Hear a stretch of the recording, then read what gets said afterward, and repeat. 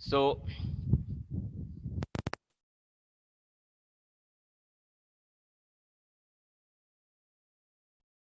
and eighth, they arise from the pontomedullary junction, the nuclear lie at the lower level of the pons. Then this medulla oblongata, anterolateral sulcus, it's the 12th cranial nerve that rises.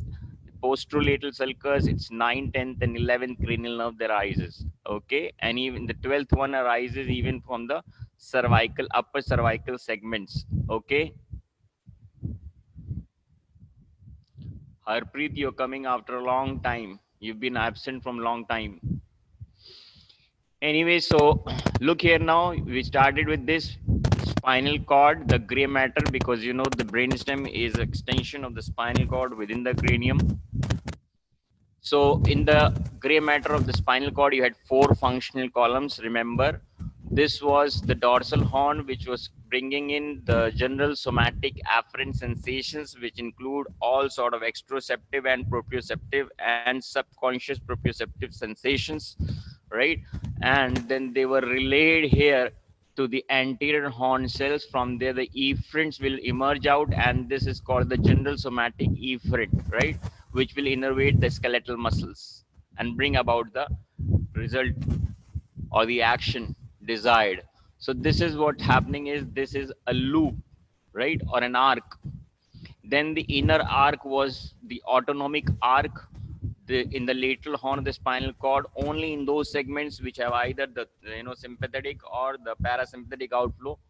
So from this general visceral afferent is a functional component where this general sensations from the viscera are brought in, and accordingly the preganglionic fibers, they arise from this general visceral efferent and relay in the corresponding ganglia, maybe sympathetic or maybe parasympathetic, right?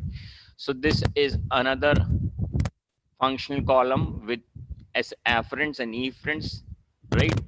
So remember there were like four functional columns, right?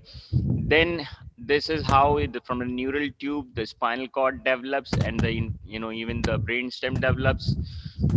So this neural tube, in the entire CNS develops from this neural tube. So look here, the innermost is the ependymal layer, and then is a mantle cell layer, mantle layer, and the outer one is the marginal layer. Mantle layer forms the gray matter of the brainstem as well as the spinal cord. So later on, what happens? There develops a sulcus laterally that is called limiting sulcus, right? And this is the anteromedial and posteromedial sulcus, right? So later on, because of the bending, especially at the pontine flexure, what happens is these lamina, they come to rest on the basal side, and the roof becomes thinned out.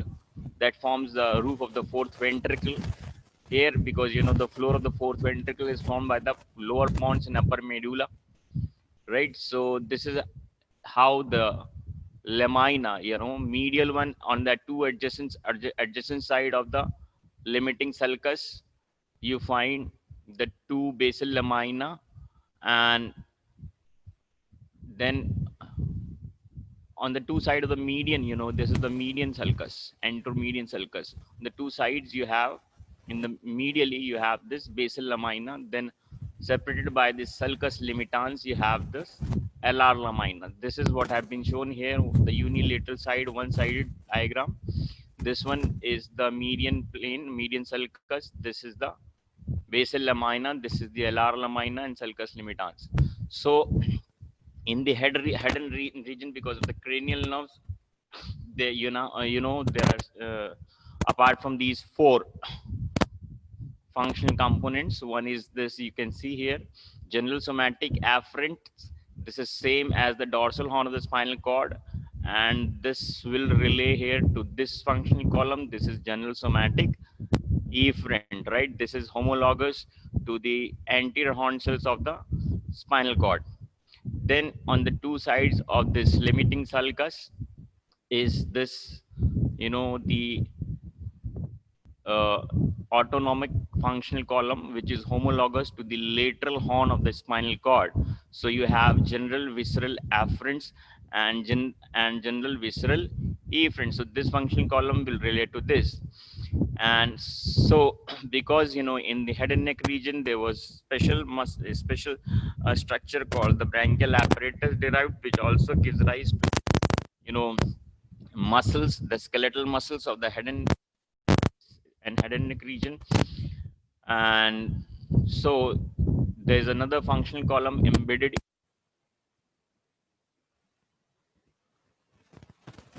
find that this one is, and they're named because this one is a special thing found in only in this region, head and neck region. So you have this name special given to them, special visceral afferent here. Between the general somatic and general visceral, you have a special visceral and similar afferent, and then you have the efferent. Between the general visceral efferent and general somatic afferent, you have this special visceral efferent. So this functional column will relate to this functional column. And as I said, like, you consider to be a book binded here, and these are the pages. So you close the book, you will find that this functional column will overlap this functional column will overlap this, and this one will overlap this, right? So you find that general somatic is peripherally placed. Then you have autonomic column, which is more in approximation, and in the middle one you have the special visceral. And in the head and neck region, there was this special sensation component that was special somatic afferent. Like, special somatic afferent includes three sensations. One is vestibular function, the other is auditory function, and even the visual sensation. So visual sensations are also categorized in this special somatic afferents, right? So, but this will relate to this main general somatic efferent. This also will relate to this motor column, general somatic efferents. Take. So you have like 4 functional columns in the LR lamina and 3 functional columns in the basal lamina. Okay, hold on.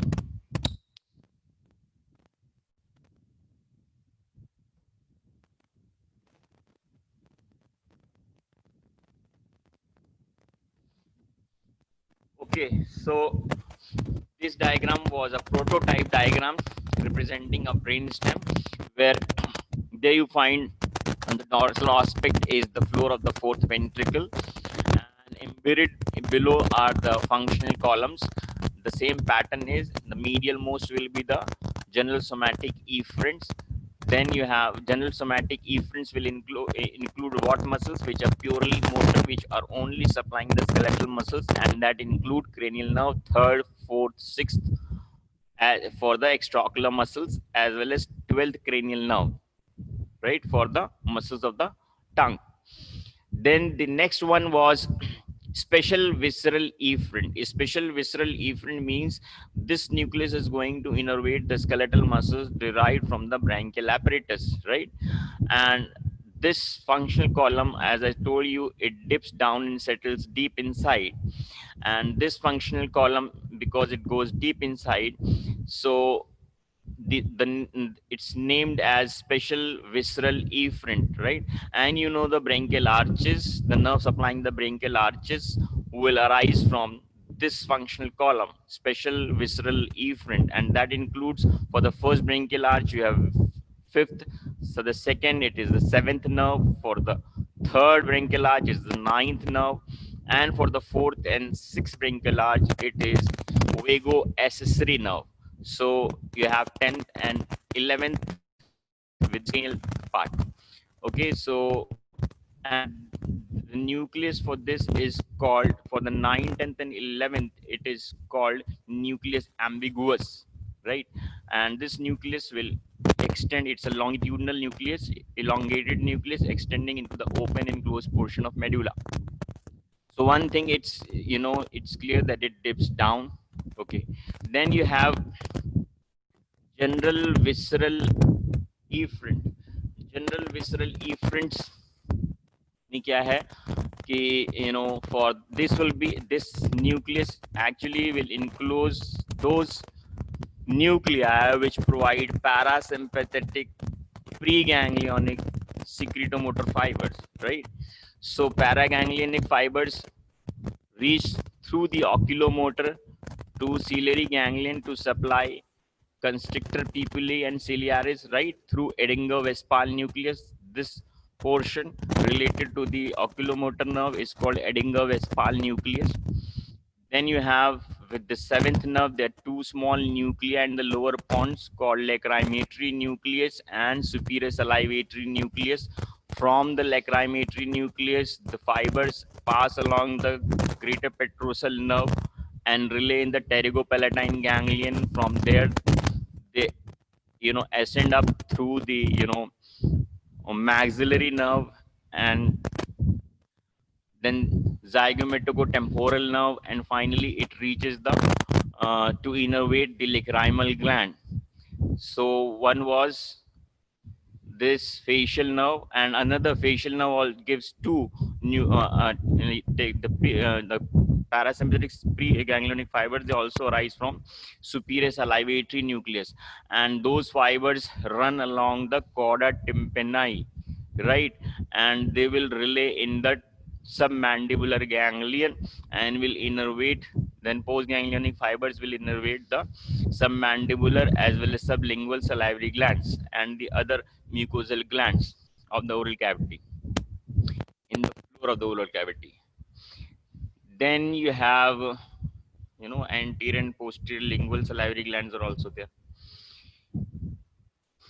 Then you have, yes, for the ninth, this inferior salivatory nucleus, the fibers, preganglionic parasympathetic fibers, they run along this glossopharyngeal nerve, then through its branch, the tympanic branch, it reaches to the tympanic plexus in the middle ear. Then from there, lesser petrosal nerve will reach to the otic ganglion.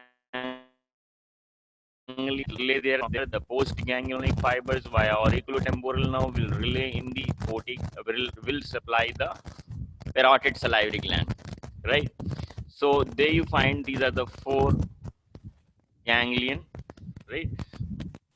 Ciliary ganglion related to the third nerve, then pterygopalatine and submandibular ganglion related to the facial nerve, then otic ganglion related to the ninth nerve, and 10th nerve. Actually, the nucleus is called the dorsal nucleus of vagus, right? So the dorsal nucleus of vagus will provide preganglionic parasympathetic fibers to the viscera of the head and neck region, to the thorax and even the abdomen, right? To the heart, to the lungs, to the viscera, to the GIT, esophagus, pharynx, larynx, and the midgut, foregut, midgut structures derived liver, pancreas, and all, kidney even. So this is how this, and the nucleus is called dorsal nucleus of vagus, and these sympathetic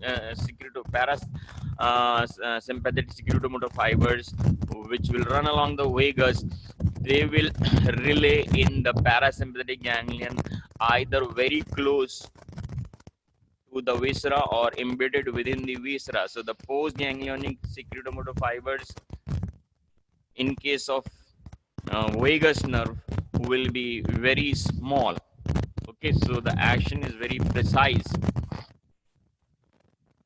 Okay, so then these three were the efferents. Then you have the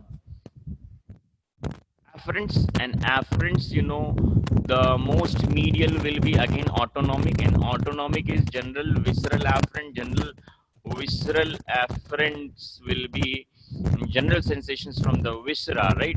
So general visceral afferent is actually mainly from the ninth and 10th nerve. Ninth nerve brings general sensations from, remember, the carotid body, carotid sinus, tonsil,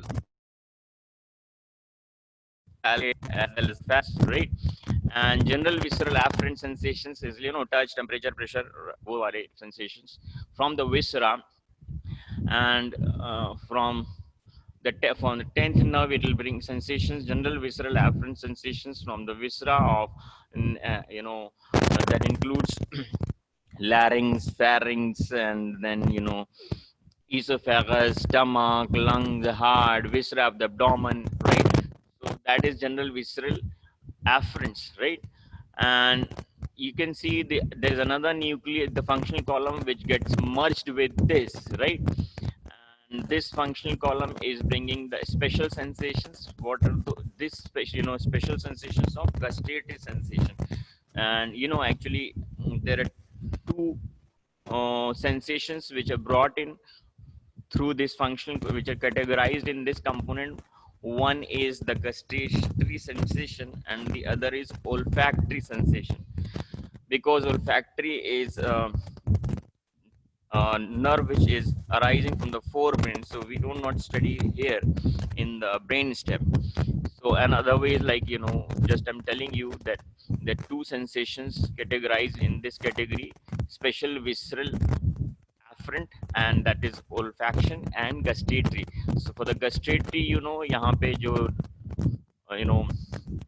nerves that will take fibers from the anterior two-third of the tongue. The taste sensation via chorda tympani will be taken through facial nerve, and then from the posterior one-third of tongue, it's glossopharyngeal. From the posterior most of the portion of the tongue, including the epiglottis, it will be through vagus. And remember, facial also takes taste sensations from the palate as well as the anterior two-third of the tongue, excluding circumvallate papillae. And ninth will be taking taste sensations from the posterior and the third, including the circumvallate papillae.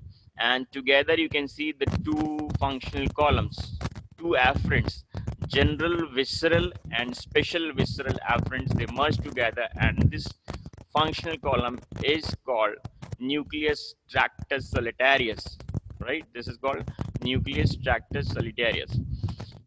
Then this functional column also dips down, and this one is called general somatic afferent. Like, general somatic afferent means general sensations from the outside and exteroceptive sensations from the face and neck region. Touch, brain temperature, pain, right? So this is brought in all, this mainly by the trigeminal nerve. Of course, there are sensations brought in from other nerves, but they'll relay here ultimately into the nucleus of trigeminal. So this is actually an elongated nucleus of trigeminal with its three subdivisions. The uppermost is the mesencephalic nucleus, which lies at the level of the medulla, in the level of the midbrain. Then you have the main sensory nucleus in the pons, and then you have the spinal nucleus of the trigeminal, which is again is elongated and even reaches to the upper cervical segments, upper two cervical segments. So that is elongated nucleus of trigeminal, but you can see the sensations are brought in through trigeminal, but also from the facial nerve, ninth nerve, and 10th nerve. These are categorized as general somatic, pinna ke along sensations, as well as from the tonsils, and basically pinna in 7th and 10th nerve, right? They have auricular branches which bring sensation from the external auditory meatus, and they'll relay here in the same nucleus. So this is general somatic afferents. And last one is the special somatic afferent. I told you it includes two sensations, visual and auditory, three sensations: visual, auditory, and vestibular. Visual will not study here because visual is arising from the forebrain, and we are considering right now is the brainstem. So you have vestibular and cochlear nerve nucleus here, and the lateral most nucleus will be that of cochlea. Okay. So you can see these are all the inputs, afferents. They all have their cytons outside the CNS, and that's why these are the all first order neurons, which are pseudo unipolar neurons. So these will form the sensory ganglion outside the CNS, right? And one more thing is that the proprioceptive sensations from the temporomandibular joint, the muscles of mastication, which are brought in through the trigeminal nerve. Remember that specularity of this is these fibers, you know, actually it is this functional column is home. If you remember the brains to the spinal cord, there was a dorsal column, right? In the dorsal column, what was happening is the first order neurons which were bringing the conscious proprioceptive sensations from the lower half of the body was fasciculus grisalis, from the upper half of the body was fasciculus cuneatus, and they were reaching to the dorsal horn of the spinal cord without relaying in the dorsal horn the central processes of the pseudounipolar neurons, the first neurons. They were straight away extending up to the medulla, middle of medulla, into their corresponding nucleus, nucleus grisalis, nucleus cuneatus, and then the second order neurons were decussating to the opposite side, right? And they were continuing up in the medial lemniscus, so they were forming an internal arcuate band. So these fibers which are carrying proprioceptive sensations from the muscles of mastication and temporomandibular joint, these sensations will be carried through unipolar neuron. The more important point is here is they'll carry sensation through unipolar neurons. And one thing I told you, the longest neurons will be those neurons which will be the neurons of fasciculus grisalis, right? From the lower half of the body, they carry sensations up to the medulla. These are the single neurons, right? The first order neurons. So here what is happening is this proprioceptive sensations from the face, they are they are reaching to the mesencephalic nucleus of the trigeminal, and mesencephalic nucleus of trigeminal lies at the level of midbrain. So the important point is mesencephalic nucleus में the first order neurons are unipolar neurons. Okay. Okay. Then this is a diagram which has illustrated all thing in further detail. This one you can see is the midline. So midline, they have drawn it here. And then this is the LR lamina or sulcus limitans. This is the sulcus limitans. These are the nuclei in the basal lamina. All are efferents. These are the, nuclei in the LR lamina, and they all are afferents, right? And don't forget the two functional components, general visceral and general somatic afferents. They merge together to form a single longitudinal nucleus called nucleus of Tractus solitarius. So they have combined the two functional columns. So you have 3 and 3 both the sides. Now look here, they have categorized how they are located in which part of the brainstem. This is midbrain region, this is the pons, and this is the medulla region. So you can see here the somatic efferents, right? General somatic efferents.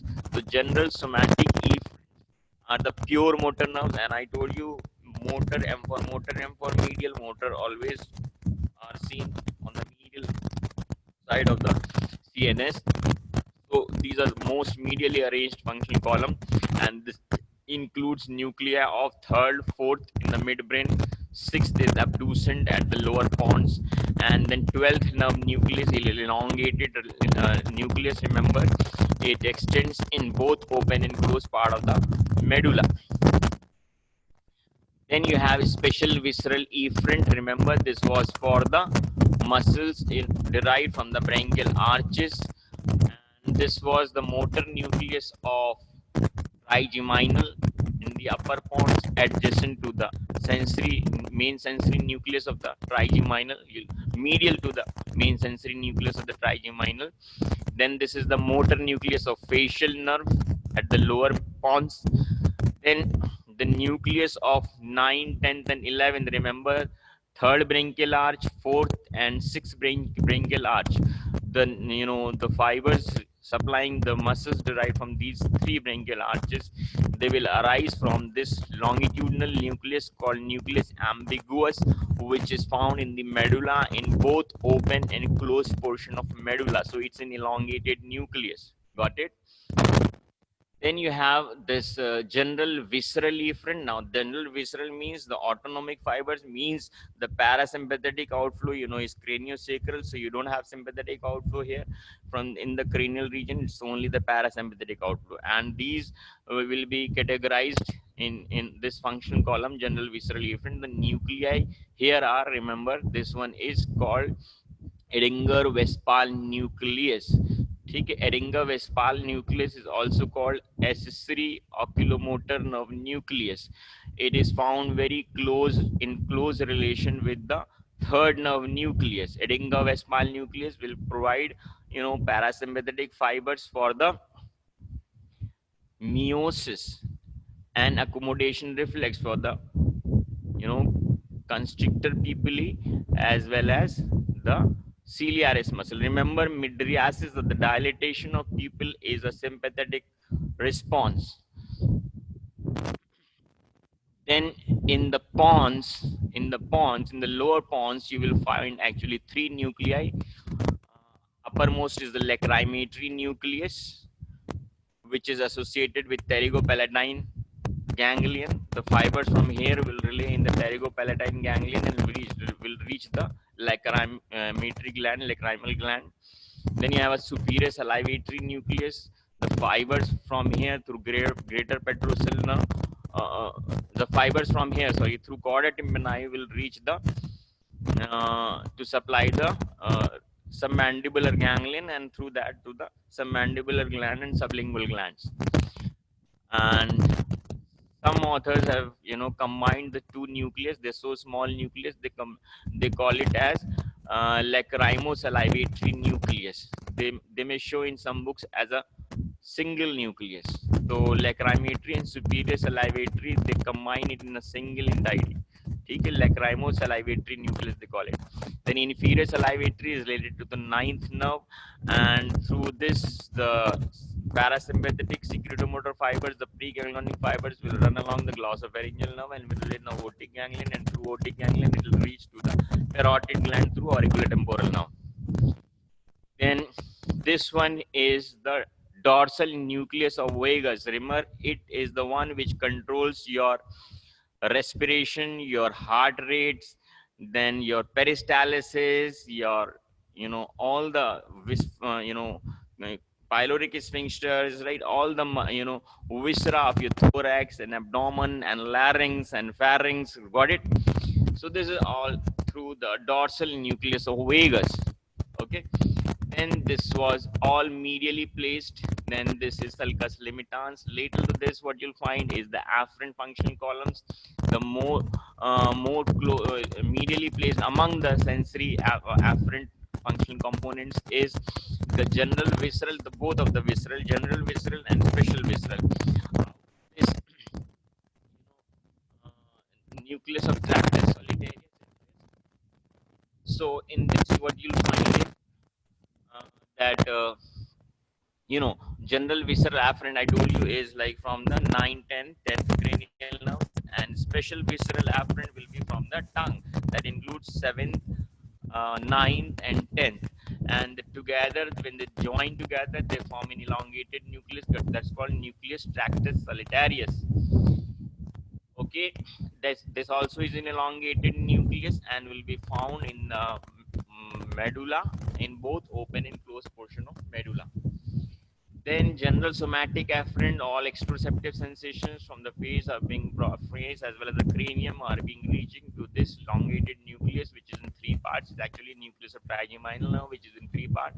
The uppermost portion, which is in relation to the, which is in close relation to this nucleus of the midbrain, this is called mesencephalic nucleus.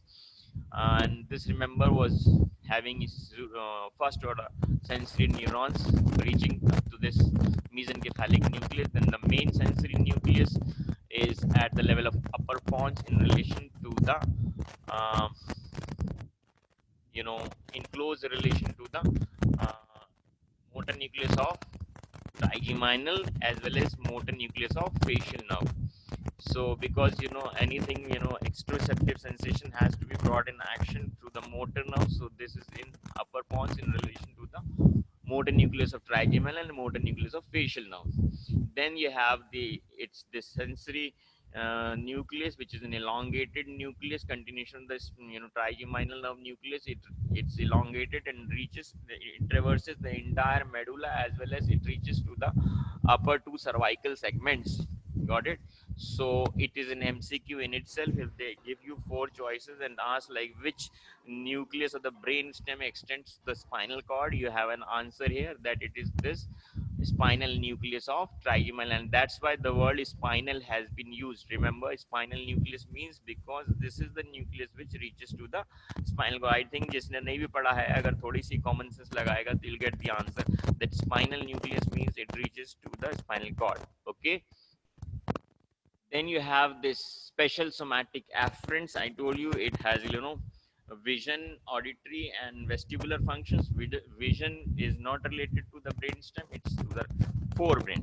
So what remains here is vestibular and cochlear. Among these, vestibular will be medial, cochlear will be the most lately placed nucleus, and vestibular has four nucleus. I told you there is superior is above placed, inferior is called spinal nucleus, and you have a medial and a lateral nucleus, the four nucleus of vestibular nerve. Then you have cochlear nucleus, which we have a dorsal and ventral nucleus. These are in relation to the inferior cerebellar peduncles, and this is the most laterally placed nucleus.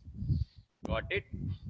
So one thing is, you can see these are the 1, 2, 3, 4, 5. There are 5 nucleus, like in the medulla. You can say these are all elongated nucleus, and they are seen in the open part and closed part. Ka matlab you the portion of the medulla, upper portion of the medulla, which forms the floor of the fourth ventricle, is called the open part, and the closed part means which is the lower portion of the medulla, which is not forming the floor of the fourth ventricle. So that means this is elongated nucleus extending into the both open and closed portions of the medulla, all of them, right? Except this doesn't reaches to the medulla. This doesn't, in fact this is found in the floor of the ventricle, both of them, but they will not reach into the closed portion of the medulla. Okay. This diagram have included is just to tell you, like maybe different view. This have is a midline of the brain stem, and there you find is sulcus limitans. So this is the basal lamina, and this is the alar lamina placed laterally in the brain, in the midbrain, pons and medulla. And functional columns, the most medial will be general somatic efferent. The nucleus included is pure motor nerves, third, fourth, sixth, and 10th nerve. Then you have this functional column. Remember the special one, the special visceral efferent for the muscles of the brachial apparatus. So you have fifth and seventh in the pons, then 9th, 10th, and 11th. Remember the three will join to form an elongated nucleus called nucleus ambiguous. Got it? Then this one is general visceral efferent. Efferents means for autonomic function है ये, autonomic है, parasympathetic fibers will arise from here, and it includes Edinga Vespal in midbrain. Then you have superior inferior salivatory. Look here, I told you many authors they skip this lacrimatary nucleus because they consider lacrimatary is a part of superior salivatory. So don't get confused. Lacrimatary is considered to be the part of superior salivatory. So superior salivatory and inferior salivatory, superior salivatory is related to facial nerve, inferior salivatory to ninth nerve, and then you have a dorsal nucleus of vagus. Okay, for the fourth and sixth branchial arches. Then it will start from here, this medial to lateral in the alar lamina. So obviously this is the general visceral afferent. I told you it's a like the binding of the page. You can overlap this page on this page, this folding. So you'll find this overlaps this. So this is the most closely placed reflex arc. So the afferents, the visceral, general visceral afferents from 9th and 10th cranial nerves mainly, right? So the 9th and 10th together, they will form a part of nucleus tractus solitarius. Then special visceral afferents like uh, gustation. This I told you, gustation, as well as olfaction. Olfaction is not considered here because it's not arising from the brainstem, but gustation will be considered here. So that means the taste sensations will be brought in through this into this functional column, and that includes anterior to the tongue, posterior one third of the tongue, posterior most portion of the tongue. This includes the taste from the palate, and this includes the taste from epiglottis. Together, the two functional columns, general somatic afferent, general visceral afferent and special visceral afferent, together they join together and they form the nucleus tractus solitarius. Then this one is the you know general somatic afferent. I told you all sort of sensations brought in: exteroceptive sensation, proprioceptive sensation, and proprioceptive into the mesencephalic nucleus of trigeminal in the midbrain, then chief sensory nucleus at the level of the pons. Then this is an elongated nucleus of trigeminal called the spinal nucleus of trigeminal. This is the functional column which reaches into the spinal cord. And the most little is a special somatic afferent. This is the vestibular and cochlear nerve nucleus, you'll find it. Okay, so let me tell you that olfactory sensations actually is a functional component which is to be categorized in which functional column? Olfactory. Olfactory will be special visceral afferent along with the taste. And what about vision? Vision will be considered here. It is special somatic afferent. Okay. So because they have numbered all the cranial nerves, can you see here, except the first and second. So to include first and second, just to have like collective information of all the 12 cranial nerves, remember this this functional column also includes the second cranial nerve, but not from this brainstem, rather above from the forebrain. So special somatic afferent also includes vision, and this one is special visceral afferent also includes first cranial nerve, oculomotor nerve, right, along with taste as well as smell.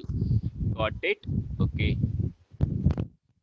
This is how actually the midbrain will appear now. Actually, it's a bilateral representation, right?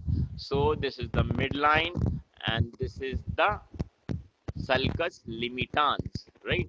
So between the midline and sulcus limitans, these are the three functional columns, the motor or the efferents. Then lateral to this sulcus limitans are the three functional columns, right? And these functional columns are the afferents. Why three? Because the two visceral columns are joined together, right? Special visceral afferent and general visceral afferents together join to form a single nucleus, the nucleus tractus solitarius. So this is a single nucleus. So that's why you're finding three functional components lateral to sulcus limitans and three functional columns medial to sulcus limitans. And it's a bilateral representation, so you'll find this way. And I told you the most lateral nucleus is that of cochlear nerve nucleus, right? It is related to the inferior cerebellar peduncles. Can you see now? And all this nuclei in the medulla will be elongated nucleus. Got it? So hypoglossal is most medially placed nucleus, and this nucleus you can see is for the structures derived from the third, fourth, and sixth branchial arches, and this nucleus is called, what is this nucleus called? Nucleus ambiguus, right? And then you have this elongated nucleus of vagus, parasympathetic nucleus. This is dorsal nucleus of vagus, and this is special visceral efferent. Okay. This one is, sorry, general visceral efferent. This one is general visceral efferent for the secretomotor fibers. Then this one is nucleus tract. This one is like the combined nucleus of general visceral afferent and special visceral afferent. The combined nucleus is nucleus tractus solitarius, which includes sensations of taste. Baki spinal nucleus of trigeminal, I told you it is the only nucleus which is elongated enough to reach the upper two segments of the spinal cord, and the most little is vestibular and cochlear. So there we are done with this.